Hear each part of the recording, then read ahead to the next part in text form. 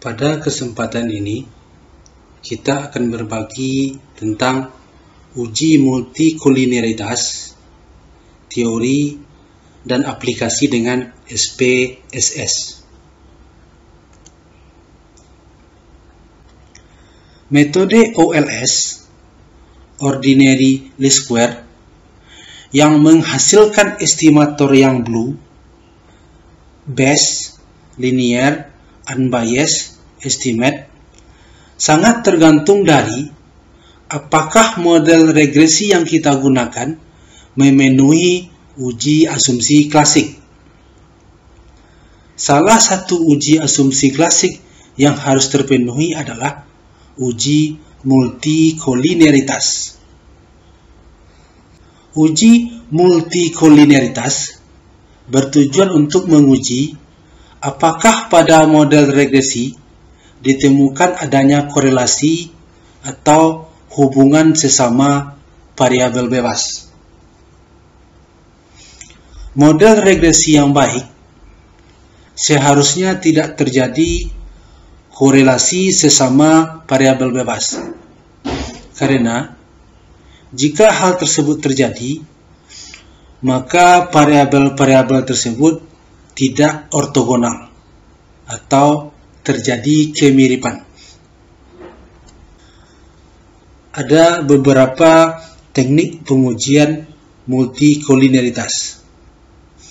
Pertama, R-square dan nilai T statistik. Kedua, pairwise correlation. 3, agent value dan condition index. 4, korelasi parsial. 5, tolerant dan PIP. 6, regresi auxiliary. Nanti akan dijelaskan secara konsep dan aplikasinya dengan SPSS beserta interpretasinya dari keenam uji ini.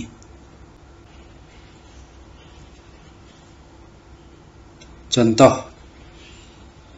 seorang mahasiswa melakukan penelitian tentang pengaruh pendapatan dan jumlah anggota keluarga terhadap pengeluaran.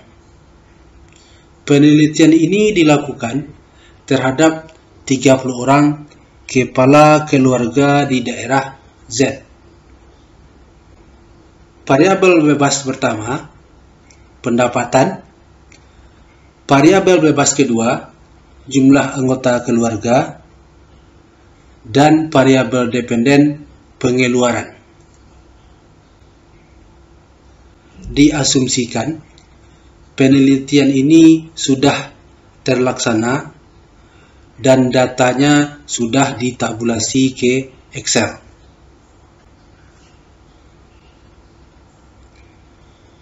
Ini adalah data hasil penelitian terhadap 30 orang kepala keluarga. X1 pendapatan, X2 anggota keluarga, Y pengeluaran.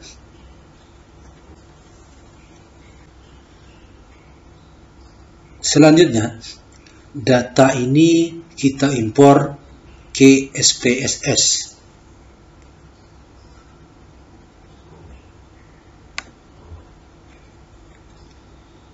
Ini SPSS sudah kita buka. Ada data view untuk menginput data, variable view untuk memberi nama variabel. Kita kembali ke Excel, copy,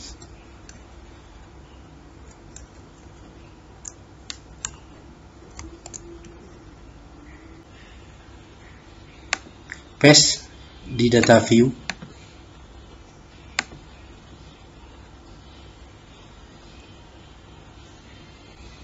Selanjutnya kita beri nama variabel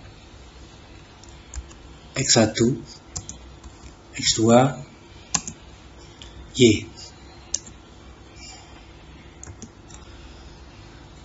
Pada label kita beri nama variabel.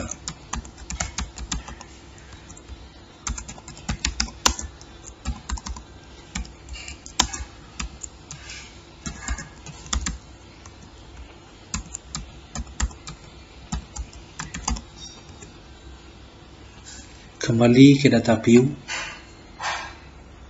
Kita simpan datanya terlebih dahulu. File, save as, simpan di dokumen saja. Data uji multikolinialitas.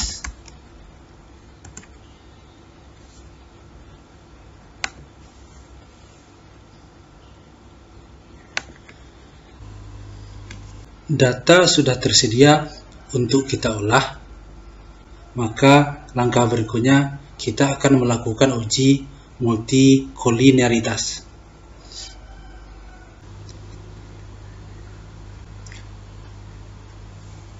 Pengujian pertama, uji multikolinialitas dengan R-square dan nilai T statistik. Caranya, membandingkan nilai R-square dengan nilai T statistik maupun nilai signifikansi atau probability. Kriterianya, apabila nilai R-square sejalan atau sebanding dengan nilai T statistik maupun nilai signifikansi, berarti tidak terjadi multikolinialitas. Kita akan praktekkan dengan data yang sudah kita input ke SPSS.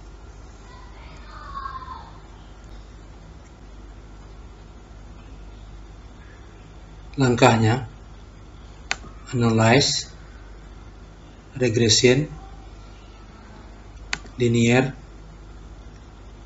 Y ke dependen, X1, X2 ke independen, abaikan yang lain, lalu tekan OK.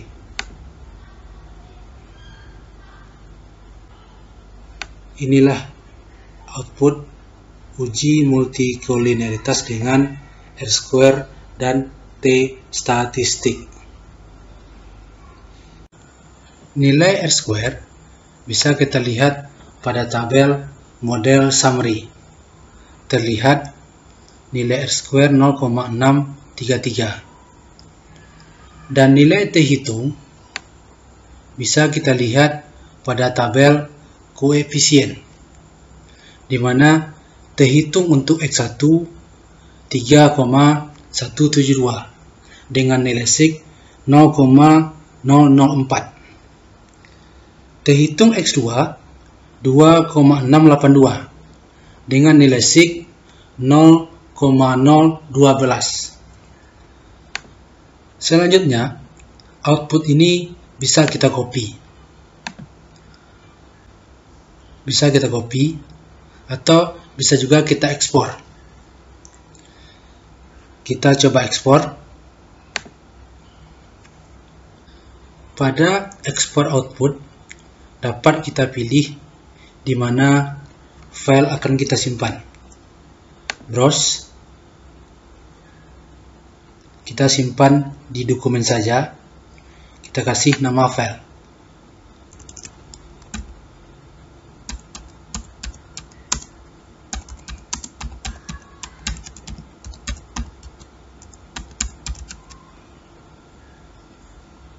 Save. Oke.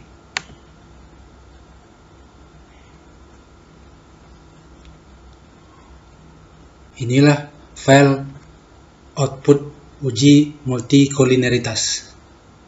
Kita buka.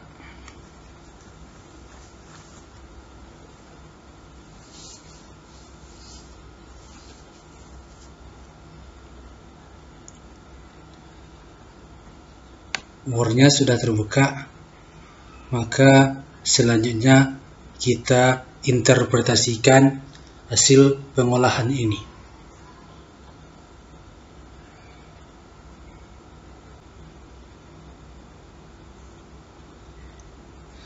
Berdasarkan hasil analisis data, diketahui nilai R-square 0,633. Angka ini menunjukkan cukup besarnya pengaruh parabol bebas terhadap parabol terikat, yang dibuktikan oleh berpengaruh signifikannya kedua parabol bebas terhadap parabol terikat, di mana nilai sig X1 0,04, sig X2 0,012 kecil dari 0,05, sehingga dapat disimpulkan tidak terjadi multikolinearitas.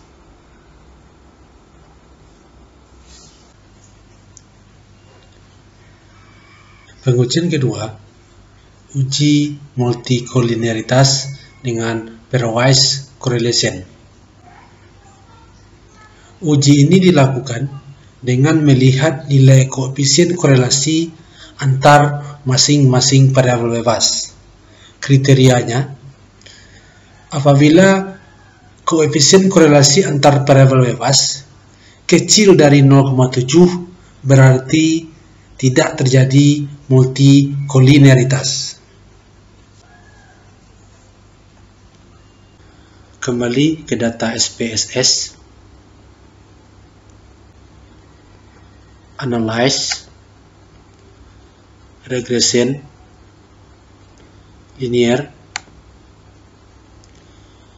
Y K dependen, X1, X2 K independen,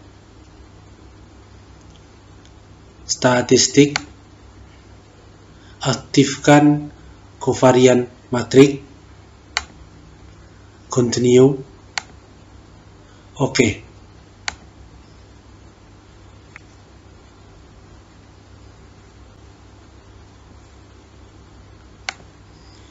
Inilah output uji multikolinearitas dengan pairwise correlation. Kita copy, lalu kita interpretasikan.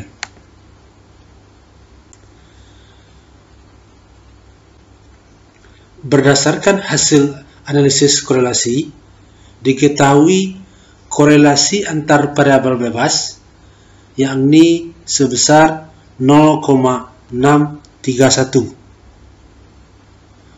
Hal ini memperlihatkan nilai koefisien korelasi berada di bawah 0,7, sehingga dapat disimpulkan tidak terjadi multikolinearitas karena nilai koefisien korelasi kecil dari 0,7. Pengujian ketiga, uji multikolinearitas berdasarkan eigenvalue dan condition index.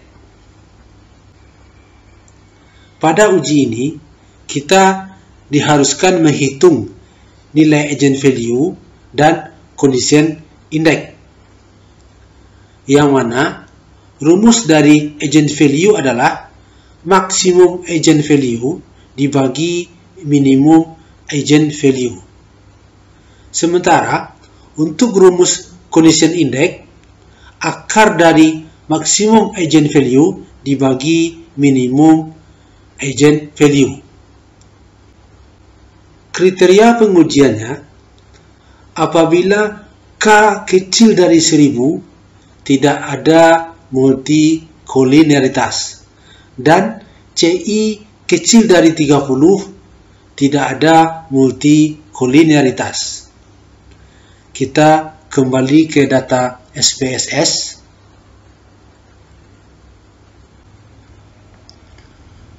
Analyze, regression, linear, Y K dependen, X1, X2 K independen, statistik, aktifkan collinearity diagnostic, continue, oke.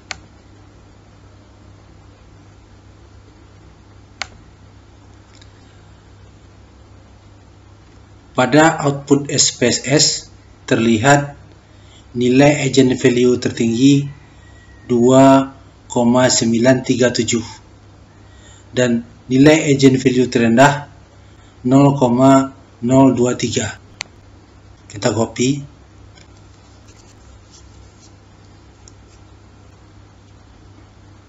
Langkah pertama, kita menghitung nilai eigenvalue. Eigenvalue tertinggi 2,937 dibagi eigenvalue terendah 0,023. Maka hasilnya 127,69. Selanjutnya, kita hitung condition index. Akar 2,937 dibagi 0,023, hasilnya adalah 11,30. Setelah eigenvalue kita dapat dan condition index juga telah kita dapat, maka kita bandingkan dengan angka kritis. 127,69 kecil dari 1000 dan 11,30 kecil dari 30. Dengan demikian dapat disimpulkan tidak terjadi multikolinearitas.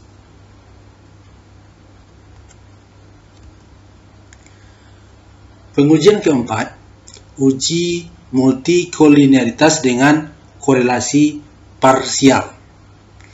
Pada pengujian ini, kita akan membandingkan nilai R² dengan korelasi parsial. Kriteria pengujiannya, apabila nilai R² besar dari korelasi parsial, maka dapat disimpulkan tidak ada multikolinearitas. Kita kembali ke data SPSS.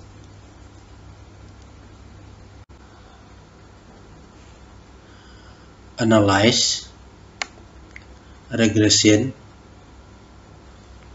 linear,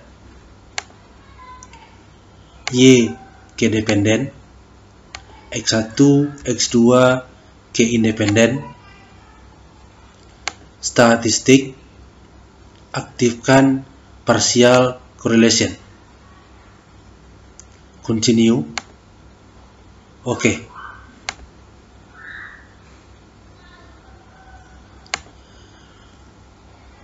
Pada model summary terlihat nilai R² 0,633. Sedangkan nilai partial correlation untuk variabel pendapatan 0,521. Sedangkan untuk variabel anggota keluarga 0,459.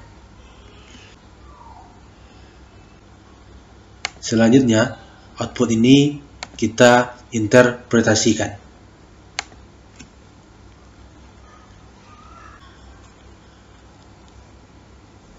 Berdasarkan analisis data, diketahui nilai R² 0,633 dan nilai partial correlation untuk variabel pendapatan atau X1 0,521 dan untuk variabel anggota keluarga atau X2 0,459.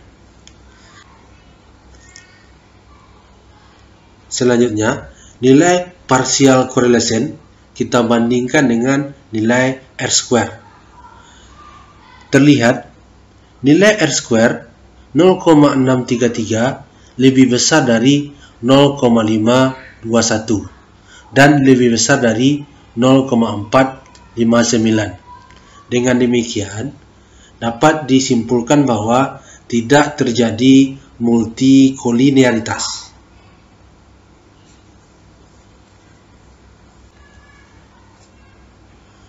Pengujian kelima, uji multikolinearitas dengan TOL dan FIP.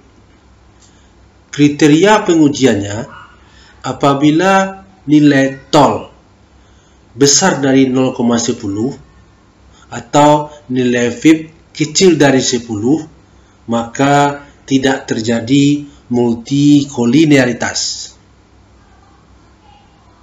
Kembali ke data, analyze, regression, linear,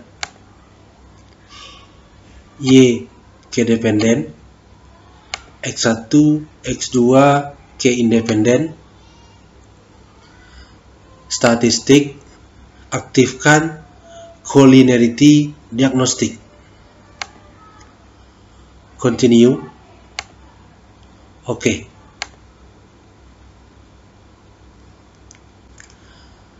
Untuk melihat nilai tol dan pip, lihat pada tabel koefisien.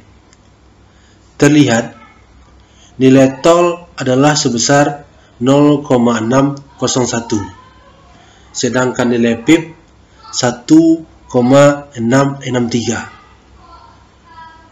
Selanjutnya kita interpretasikan.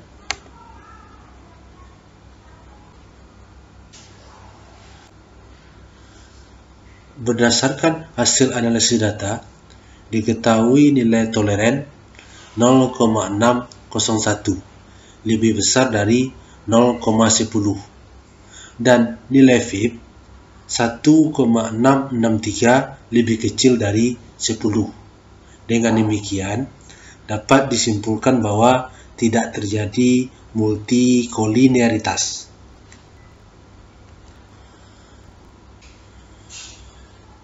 Pengujian ke-6, uji multikolinearitas dengan regresi auxiliary. Uji multikolinearitas dengan regresi auxiliary dilakukan dengan cara meregres sesama variabel bebas, X1 terhadap X2 maupun X2 terhadap X1. Kriteria pengujiannya, nilai F hitung kita bandingkan dengan F tabel. Apabila F hitung kecil sama dari F tabel, tidak terjadi multikolinearitas. Dan sebaliknya, apabila F hitung besar dari F tabel, maka terjadi multikolinearitas. Atau bisa juga kita menggunakan nilai signifikansi atau probability kita bandingkan dengan alpha. Apabila nilai signifikansi atau probability kecil sama dari alpha, maka terjadi multikolinearitas. Dan apabila nilai signifikansi atau probability besar daripada alpha, maka tidak terjadi multikolinearitas. Kembali ke data, analyze, regression, linear. Langkah pertama, kita regresikan X1 terhadap X2. X1 ke independen, X2 ke dependen. Oke. Inilah output regresi X1 terhadap X2. Terlihat nilai F hitungnya 18,551 dengan nilai sig 0,00. Selanjutnya, kita regresikan X2 terhadap X1. Kembali ke data, analyze, regression, linear. Kita reset terlebih dahulu. X1 ke dependen, X2 ke independen. Berarti kita menguji X2 terhadap X1. Oke.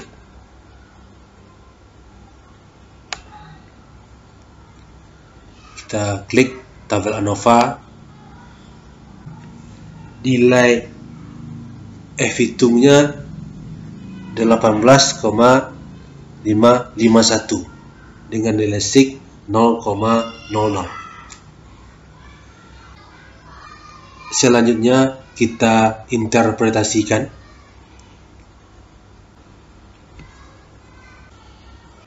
Berdasarkan hasil analisis data, pengaruh pendapatan terhadap anggota keluarga diperoleh nilai F hitung 18,551 dengan nilai sig 0,00.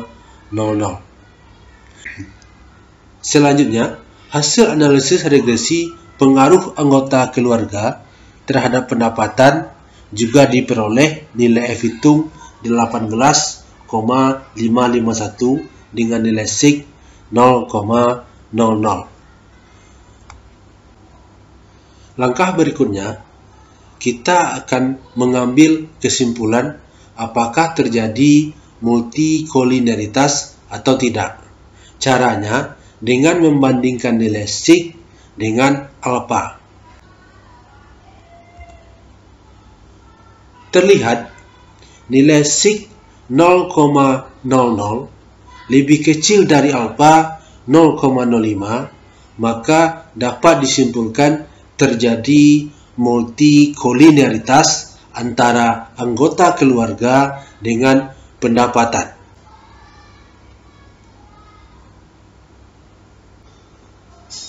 Adapun cara yang dapat dilakukan untuk mengatasi multikolinialitas diantaranya memperbesar ukuran sampel atau menghilangkan salah satu atau lebih dari variabel bebas,